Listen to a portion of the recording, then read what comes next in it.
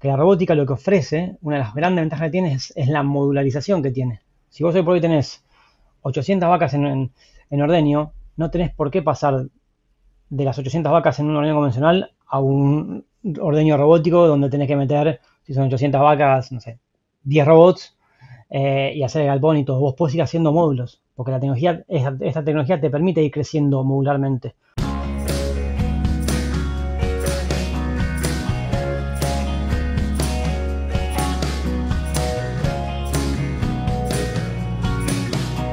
Hola, ¿qué tal? Bienvenidos a un nuevo episodio de DailyCast. Mi nombre es Guillermo Mattioli y en este caso tengo el gusto de presentar al ingeniero agrónomo Pedro Maciotti, que es, bueno, él ahora nos va a presentar su hoja de ruta, pero lo estamos convocando esencialmente como un referente en lo que es robótica en lechería, un tema súper actual y que, bueno, yo creo que después de un rato de charlar con él vamos a tener un panorama mucho más claro.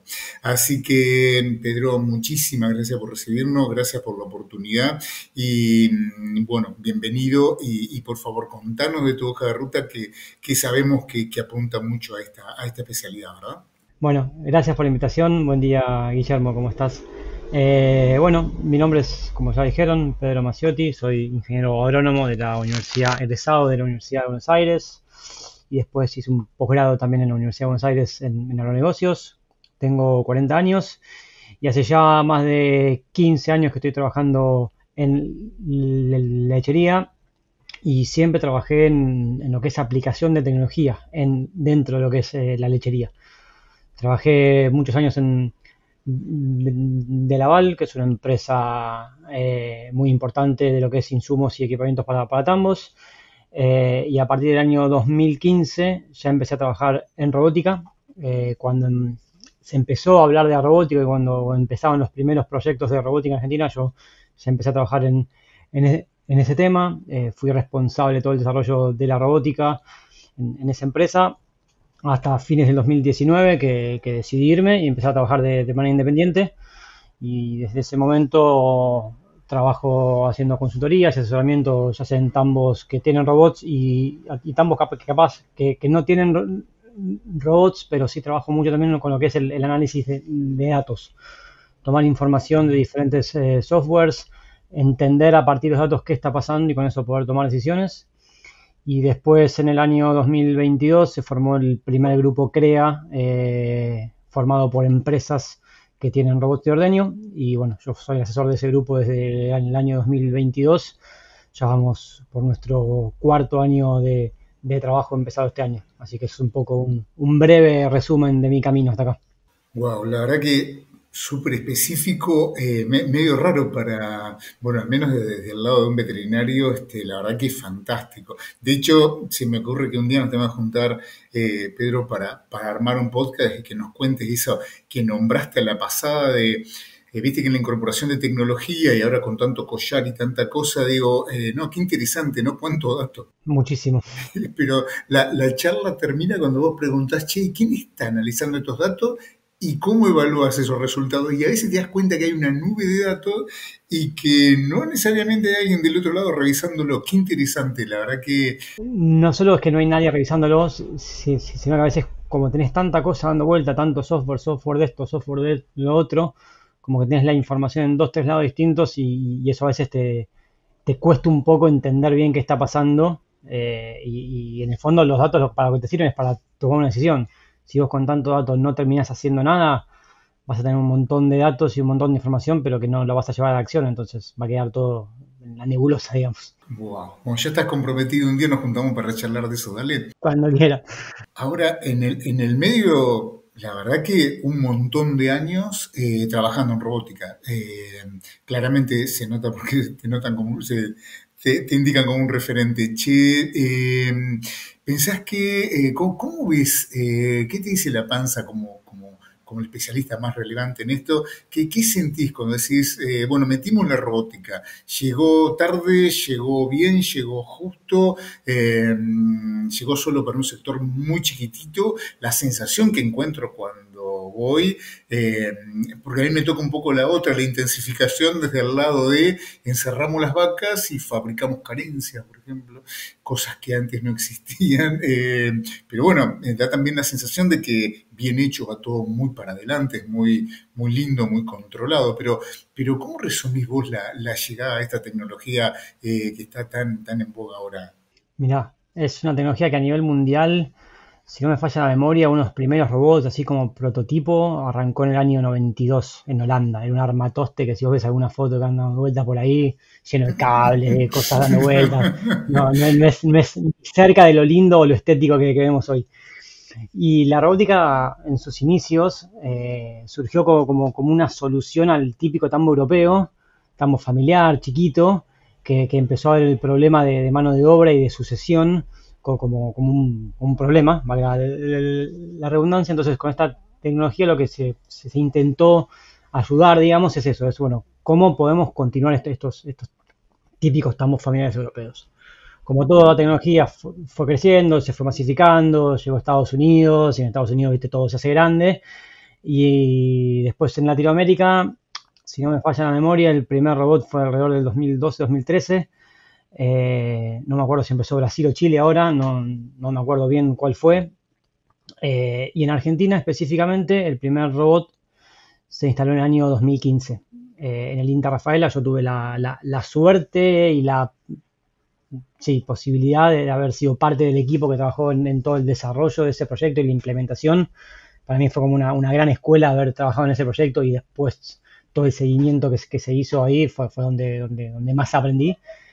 Y ese fue el primer tambo robótico en Argentina, y a partir de ahí se empezó a generar como una cosa en los productores, decir, che, esto está acá, o sea, ya dejó de ser algo que está en Europa, que está en Estados Unidos, pero está acá.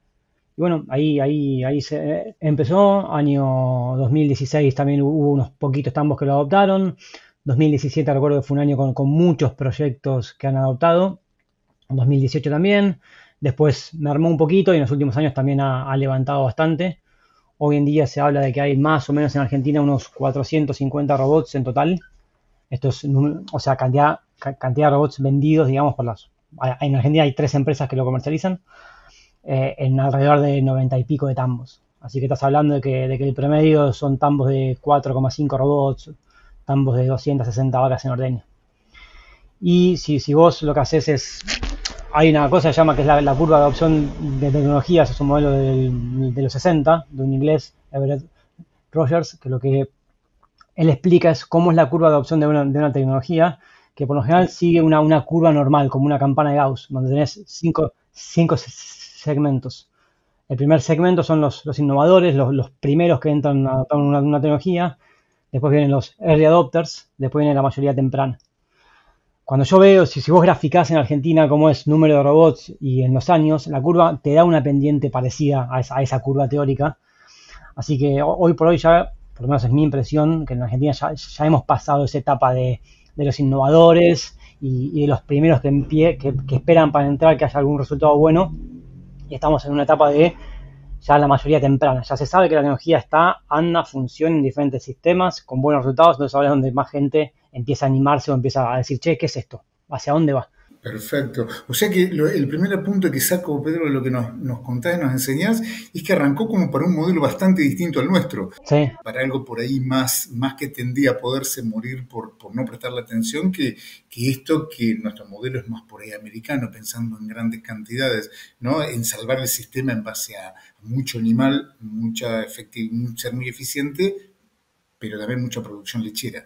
Eso quedó en manos de ustedes, digamos, adaptar algo así a un modelo argentino exigente, ¿no? El empresario argentino, digamos, va medio jugadito con los números y una inversión así, lo viste adaptarse bien, digamos, ¿no te costó o sí? No, una de las particularidades que se ve en Argentina, cuando ves en dónde están distribuidos estos robots, y pasa también en el grupo que te comentaba que asesoro, que es una buena muestra de lo que pasa a nivel país, es que tenés esta tecnología funcionando en diferentes sistemas, porque tenés una gran parte de los robots en sistemas pastoriles, y dentro de sistemas pastoriles tenés muchos que son más pastoriles pastoriles, digamos, donde es el típico sistema que se llama ABC Grazing, donde vos dividís el campo en 3 áreas de pastoreo y la vaca va un rato del día a cada área.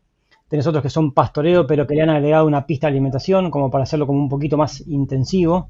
En estos sistemas, en el primer sistema que te contaba, la mayoría el mayor porcentaje de la dieta de la vaca es pastoreo directo y capaz agregan algo de silo de maíz o un PMR, pero tirándolo abajo del alambre, por ejemplo. Después tenés estos otros que te digo que sí se ha hecho una pista de alimentación, donde la pista de alimentación y el PMR que come la vaca tiene un mayor porcentaje de la dieta, y después la vaca sí sale a pastorear en 2 áreas por día, pero el consumo de pasto capaz es un poco menor.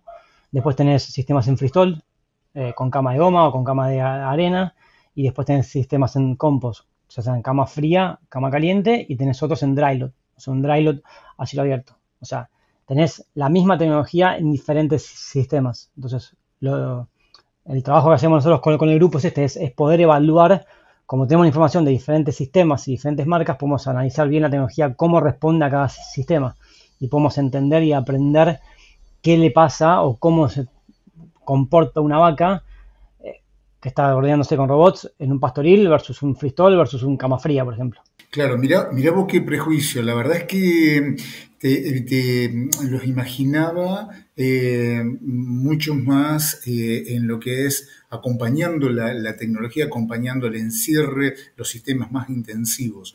En cambio, bueno, me contás que también los sistemas pastoriles, entonces también lo metés ahí, y eso te obliga a entender, bueno, todos los sistemas, ¿no? Un tema también de inversión, ¿no? Si vos pensás en una inversión en lo que te hace intensificar una vaca abajo de un galpón versus armar un sistema pastoril, obviamente los resultados son distintos, obviamente no es comparable, pero en muchos productores capaz de estar en un sistema pastoril, adoptar la robótica, la inversión no es tan grande. En cambio, si vos te pensás en intensificar todas las vacas y meterlas bajo un techo, tenés que hablar de inversiones mucho más grandes. Claro, y en eso cuando tenés que convencer a un productor, qué representa como gasto y cuál es la propuesta, digamos, de mejora? Pero ¿cómo es el balance ese como para, digamos, convencer a un productor que invierta en esta tecnología? Todo depende, o sea, Ajá. es muy amplia la pregunta, pero primero el convencimiento tiene que venir de uno, ¿no? Tiene que el productor en sí estar convencido de que quiere ir hacia eso. Y muchas de las veces que yo hablo con algún productor la primera pregunta es ¿por qué y para qué, no? ¿Para qué te querés meter en este proyecto? ¿Y qué es lo que estás buscando con los robots? Perdón, ¿te podés encontrar ahí con alguien que lo quiere incorporar un poco por moda? Puede ser. Y eso no sería bueno. Mira, pensando un poco cuáles son muchas de las razones que tienen los productores que se van hacia robótica, viendo los que han adoptado y los con los que yo conozco y trabajo, hay como 3 o 4 razones que siempre te dan. No, a ver, te las voy nombrando, no como ranking, pero sino como me las voy acordando. Una es la sucesión. Muchas empresas familiares, o capaz no familiares, pero que encuentran en la robótica, en la adopción de tecnología, una manera de preservar en el largo plazo la actividad tambo dentro de la empresa. ¿Por qué? Porque las generaciones que vienen abajo, capaz que no se imaginan estando al frente de un tambo con lo que la actividad tambera significa. Para todos o sea, entonces cuando vos a eso le metes tecnología, haces que la actividad sea más atractiva y podés, como te decía eso, invitar a las generaciones siguientes a la actividad. Después un segundo tema importantísimo es la mano de obra. La dificultad que hay en conseguir gente para ordeñar vacas. Los que hemos ordeñado alguna vez sabemos lo que significa ordeñar en invierno, verano, con barro, lluvia, sol, lo que sea. Cuando vos pasas a uno de estos sistemas, las tareas cambian completamente. O sea, ya tenés horarios de trabajo mucho más lógicos, con rutinas mucho más lógicas, donde el trabajo pasa a ser básicamente análisis y ver datos en un teléfono o en una computadora y con eso decidir. Siempre te quedan tareas operativas de limpieza, de buscar vacas, de tratar vacas, etcétera, pero la mayor parte del tiempo es otro tipo de trabajo. Después, otra de las razones que muchas empresas han adoptado es un tema financiero, oportunidades financieras que han tenido hace tiempo por créditos buenos o lo que fuera, mismo ahora que hay precios relativamente buenos. Muchas empresas están decidiendo invertir aprovechando esas oportunidades. Y otra cosa también que engancho con lo que me preguntabas hace un rato que no te pude contestar bien es que la robótica lo que ofrece, una de las grandes ventajas que tiene es la modularización que tiene. Si vos hoy por hoy tenés 800 vacas en ordeño, no tenés por qué pasar de las 800 vacas en un ordeño convencional a un ordeño robótico donde tenés que meter, si son 800 vacas, no sé, 10 robots y hacer el galpón y todo. Vos podés ir haciendo módulos, porque esta tecnología te permite ir creciendo modularmente. Puedes armar un módulo de 2, de 3, y a los 2, 3 años agregás el segundo módulo, y a los 2, 3 años agregás el tercer módulo. Siempre y cuando en tu master plan esté todo bien pensado y bien diagramado, y como yo te decía, saber hacia dónde querés llegar y cuál es tu objetivo en esto, vos podés ir armando diferentes módulos de a 2, 3 robots y vas armando claro, vas agregando robots y pasando vacas de un convencional a un robótico de a poco. Y en X años hiciste el cambio total. ¿Y eso es un planteo común, Pedro, o es un planteo que ocurre naturalmente? Porque suena también viste, funcionando los dos sistemas a la vez y es como que, viste, que el tambo siempre tiene mucho del operativo y es como que le estás metiendo dos sistemas distintos. Sí, la gente lo adopta, prefiero ir de a poco. Tenés una adaptación, obvio, pero está bueno, porque vos vas eligiendo. O sea, tengo 800 vacas, bueno, pongo X robots, 2, 3, bueno, ¿qué vacas meto ahí? Meto mis mejores vacas, las mando al sistema, que les doy confort, que les doy un ordeño distinto. Y además eso lo que ayuda es ir transitando esa curva de aprendizaje que tiene la tecnología. Entonces, vos haces una curva de aprendizaje con 2, 3 robots y cuando estás listo agregas el segundo módulo y ya la curva de aprendizaje la tenés, porque es un copiar-pegar. Entonces ya el segundo módulo, el tercer módulo va mucho más fácil. Hay ejemplos en Argentina que han ido así en módulos de 6 o de 12 o lo que fuera y van abriendo un galpón atrás del otro en diferentes etapas. Perfecto. Y siempre sí lo importante es cuando arrancar, tener ese master plan en la cabeza, es, ok, saber hacia dónde quiero llegar, como para ir planeando bien todo lo que es, principalmente todo lo que es la parte civil y de obra y de cosas que van compartidas. También esto siempre te ayuda a que capaz armas el primer galpón o módulo, llamarlo como quieras, y te diste cuenta que algo te quedó mal, que una puerta en vez de ir así tenía que ir así, y cuando haces el segundo ya aprendiste. Entonces lo que te decía de la curva de aprendizaje te ayuda, ¿entendés? Entonces en el segundo ya lo haces mejor, y en el tercero vas a encontrar algo que no hiciste en el primero y en el segundo, entonces el tercer módulo te va a quedar mejor, y es un aprendizaje continuo. Claro, como cualquier tecnología en definitiva, pero bueno, ya empezás a... es independiente del resto de digamos, a ver cómo lo expreso y que no suene feo, pero a veces pareciera como que la robótica llegaría como la frutilla del postre, es decir, mira, vamos a meter mucha tecnificación, es como vos analizando toda esa información que viene de los animales, ¿no? Es como que pareciera que debería adaptarse a sistemas que han tomado ya todo el resto de las medidas, o sea, ya tienen un manejo adecuado del rodeo, tienen una nutrición equilibrada, tienen sobre todo lo que es manejo, creo que ahí sigue habiendo muchísimos errores. Pues sí, mira, yo te recomiendo no meter esto hasta tanto no emprolijes un poco el tambo, o vos crees que no, en cualquier situación ayuda. No, depende, pero la robótica no va a ser de un productor malo o un productor bueno, o sea, sí va a ayudar en muchísimas cosas, pero es como si vos primero tenés que tener ordenadas algunas cosas como para dar un salto. Por lo menos eso es mi opinión, ¿no? O sea, si en un tambo convencional no haces bien lo básico, como si vos dar bien de comer o estar ordenado con esto, con lo otro, cuando vos metes tanta cosa y sobre todo tanta inversión, le vas a pedir al sistema mucho más. Entonces lo vas a exigir mucho más. Y también hay que entender, como te decía antes, ¿no? Que como toda tecnología tiene una curva de aprendizaje, que tenés que respetarla y que tenés que entenderla. Porque si vos pensás que vos pones un robot y a los 3 meses estás en 50 litros, y la verdad que no va a pasar eso. Y también entendiendo que las vacas aprenden más rápido que las personas. Vos pones una vaca en un sistema robótico y más o menos en una semana la vaca ya sabe lo que tiene que hacer. Ya sabe cuándo se va a ordeñar, ya sabe por dónde tiene que caminar, ya sabe... en un sistema pastoril las vacas ya saben que a tal hora más o menos en la parcela ya tienen pasto nuevo, entonces solas se van acercando porque saben que si van y se ordeñan y pasan por las puertas que hay en el área donde están los robots, van a la pastura nueva. Pero a la gente, a la gente le cuesta más entender, lleva más tiempo. Qué bonito eso. ¿No me contás un poco más de la adaptación? ¿Cómo se adaptan los animales? Esos tiempos que nombraste, cómo son más o menos?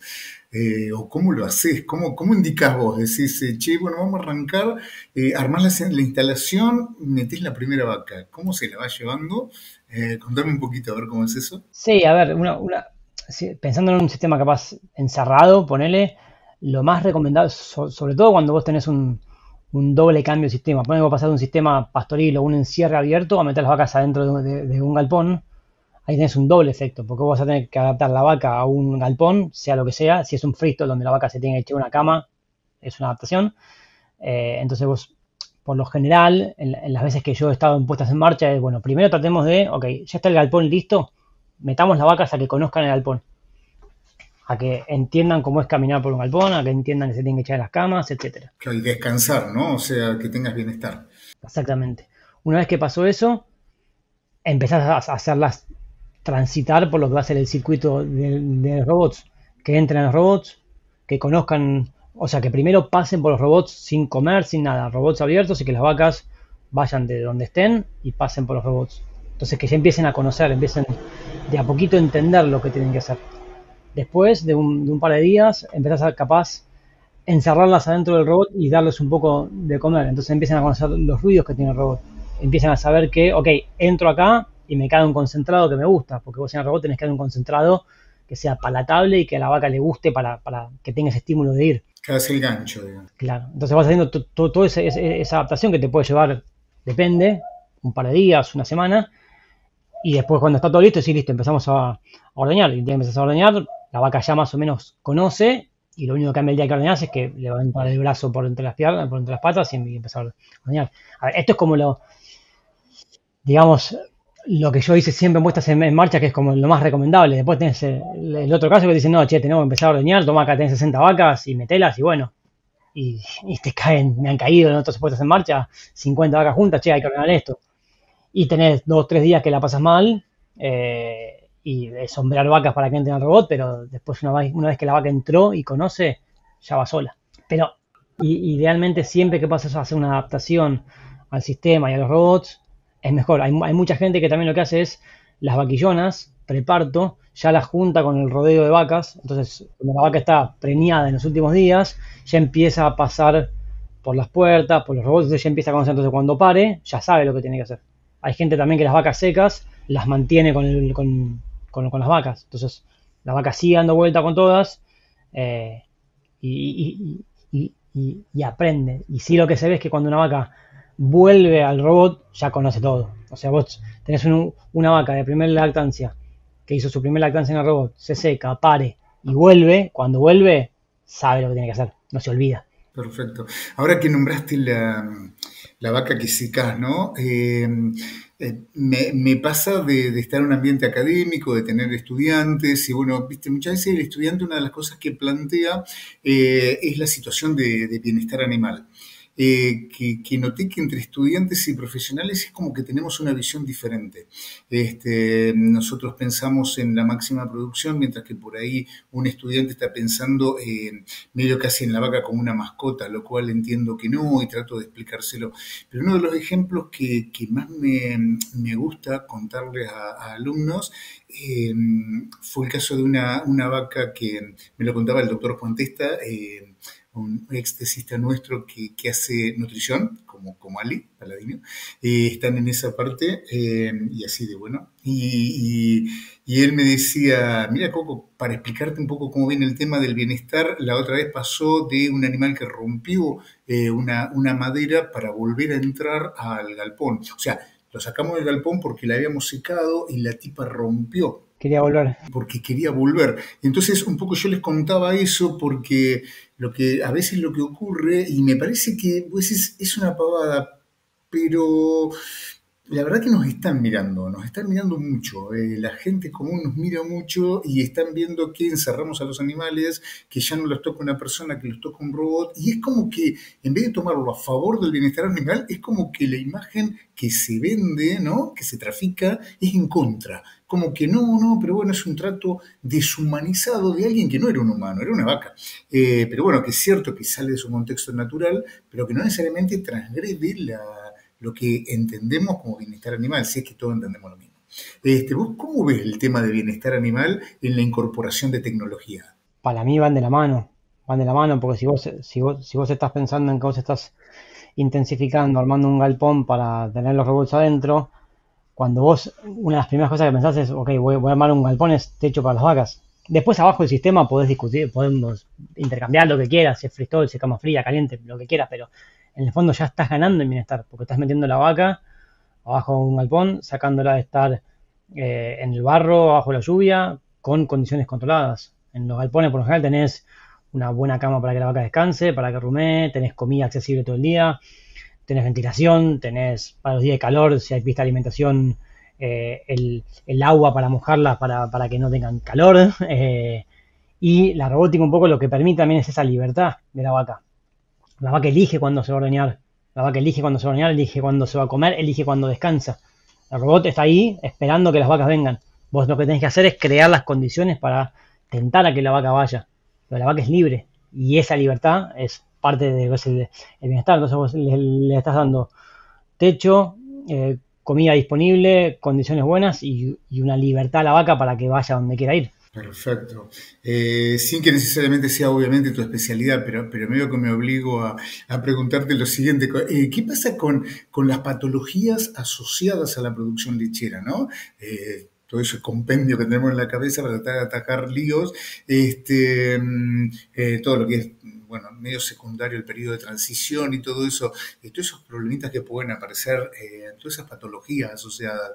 ¿Cómo las ves relacionadas, digamos, cómo cambian, no cambian, mejoran, empeoran cuando se incorpora este tipo de tecnología?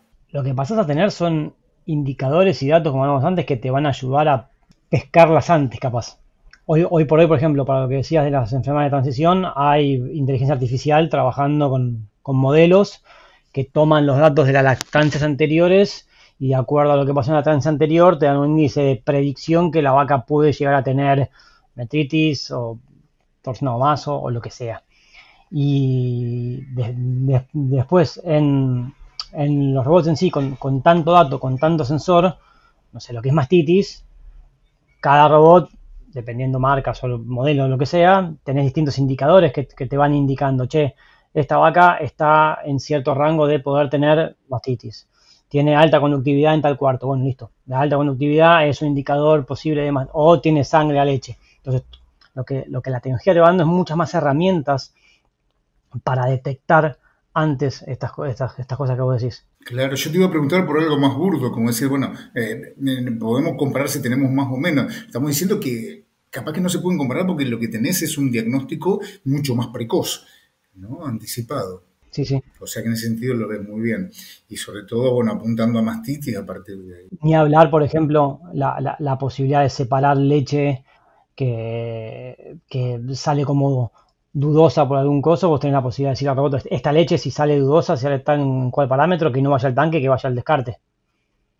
Lo mismo cuando vos tenés una vaca en tratamiento, le decís, bueno, por tantos días esta vaca está en tratamiento, esta leche no puede ir al tanque, entonces la vaca entra, se ordeña con una vaca más, pero cuando la vaca se terminó de ordeñar, la leche en vez de ir al tanque de frío, va al descarte. La vaca sale, se ordeñó, el robot se enjuaga, queda limpio y viene otra vaca atrás. Claro. Sí, viste que el cuello de botella de todos estos sistemas, en realidad en todo sistema productivo, bovino, ¿no? Pero también el lecherío, obviamente, es el parto y a partir de ahí la fertilidad. También de vuelta, no sé si tenés alguna opinión formada sobre si esos parámetros reproductivos cambian o no, porque lo que me llamó la atención, ya te digo, en referentes como me pasó con el doctor Juan Testa, él me dice, mira, se agrega el robot, sube la producción, pero como digamos, como una consecuencia lógica, ¿no? Y bueno, claro, ya ahí después ver qué pasa con la fertilidad es poco jugar en contra. O sea, bueno, si vas a exigirla más metabólicamente, estás jugando en contra de la fertilidad, tampoco ya vale asociarlo. Pero vos viste, digamos, cómo te parece que es el comportamiento de la parte reproductiva, de la fertilidad de los animales, la probabilidad de dejarla preñada, cuando vas acompañando la incorporación de este tipo de tecnología, Pedrito? Mira, a ver, a eso no tengo datos certeros para darte, justo es una cosa que con el grupo venimos hablando hace un tiempo, che, tenemos que empezar a medir y a tomar y a comparar un poco con lo que es la parte reproductiva. O sea, yo la mayoría de los datos que manejo son los datos del grupo este que yo asesoro que te cuento, y ahí de reproducción tanto todavía no estamos manejando. Sí, lo que por lo general siempre pasa es que la mayoría de los robots van con collares. Entonces ahí mejorás bastante lo que es, por ejemplo, la detección de celo, porque los collares que andan y que andan bien te ayudan muchísimo a la detección de celo. Pero no puedo decirte mejora o no mejora, porque la verdad que de esos datos hoy por hoy no los tengo. Pero sí, sí, como te decía, ¿no? Toda la tecnología que hay y todas las cosas que vienen con el robot son cosas que van ayudando a mejorar esos aspectos. Fantástico. Sí, la verdad que un enorme placer, me parece que aprendí un montón. Antes que me reten, yo voy a ir cerrando esta charla. La verdad que si no te enojaste, comprometo un poco, Pedro, porque es muy claro, yo creo que cualquiera que te escucha entiende muy clarito cómo es las opciones de esto. Para mí que no conocía nada, me dejó un panorama muchísimo más claro. Pero también entiendo que abriste la puerta de algo mucho más grande. Ya te digo, mi visión es muy sesgada, muy chiquitita desde lo académico por ahí, tratar de contar cómo son los sistemas, pero me doy cuenta incluso a favor del bienestar animal que toda esta tecnología lo que está haciendo es permitirnos ser más serios y trabajar mucho mejor. Así que la verdad que me resulta apasionante. Seguramente te jorobaremos otra vez también para ver cómo te manejas con tanto dato, porque es bastante, supongo que agobiante, ¿no? Recibir toda esa información de todos los sistemas de recopilación de datos y sacar una conclusión, digamos, que apoye a una persona que finalmente toma decisión. Mira, yo siempre pongo un ejemplo muy tonto, ¿no? Si vos con los robots querés saber cuál es el flujo promedio de los últimos 7 días en las vacas de segunda lactancia entre los 60 y 100 días de ordeño en el cuarto delantero derecho, ese dato vos lo podés tener. Te sentás en una computadora, pones el indicador que querés, los filtros que te dije o lo que vos quieras y ese dato lo tenés. Pero ahí viene la pregunta, ¿para qué querés ese dato? ¿Ese dato te sirve para algo o te sirve simplemente para decir, lo puedo ver? Entonces acá lo importante, y por lo general como yo hago las cosas, es encontremos 5 o 10 indicadores que nos van a marcar el semáforo, que nos van a marcar el termómetro de cómo viene el tambo. Producción, ordeños por vaca, kilos por robot, ordeños por robot, consumo concentrado, a qué horas ordeñan las vacas, tiempo libre de los robots, etcétera. Fijémonos en esos. Y esos son los que nos van marcando el ritmo. Si después querés hacer doble clic en algo, podés ir a hacerlo y capaz de hacer ese doble clic te ayuda a encontrar otra cosa. Pero vos no tenés que estar buscando ese dato tonto que te dije como ejemplo todos los días, porque no vas a perder tiempo y no vas a sacar ninguna conclusión, no vas a poder tomar ninguna decisión. A vos el dato te tiene que servir para generar información para tomar decisión. Eso es un circulito. Dato, decisión, información. Perdón, dato, información, decisión. Ya sabes, esa decisión que tomás te abre datos nuevos. Si vos no cumplís ese círculo, los datos que estás buscando no te terminan ayudando para nada. Y vas a perder tiempo buscando dato y dato y dato y no vas a poder tomar ninguna decisión. Entonces es mejor, menos es más. O sea, busco, identifico cuáles son para mí, que hay muchos que son comunes estos que te dije, pero después capaz el tambo A quiere ir más a fondo en tal cosa. Bueno, ok, vamos hacia eso. Pero no estemos buscando datos y datos y datos cuando lo que tenemos que ver son otras cosas que nos van a marcar el ritmo de cómo viene todo. Pero qué bonito, al menos desde mi posición, saber que por ahí estamos formando profesionales que van a tener bancos de prueba mucho más bonitos, ¿no? Más exigentes, pero mucho más tecnológicos y más desafiantes en lo intelectual. O sea, que ya la adaptación no sea como pasa a veces con muchos alumnos, creo que de agronomía veterinaria, que buscan, a mí en veterinaria me pasa mucho, ¿no? Como que buscan salir del grado buscando asociarse a algún profesional que los ayude, y eso no necesariamente los eleva demasiado, sino como que se adaptan a algo que no, que todavía es muy convencional, muy tradicional. Esta es la opción justo contraria, o sea, alta tecnología, alto desafío intelectual. La verdad que abriste una puerta re bonita. Seguramente convocaremos alguna vez, pero si no te molesta para seguir charlando un ratito. No hay problema, cuando gustes. Dale. Che, te agradecemos muchísimo. Dale, muy amable. Gracias a ustedes. Gracias. Hasta luego.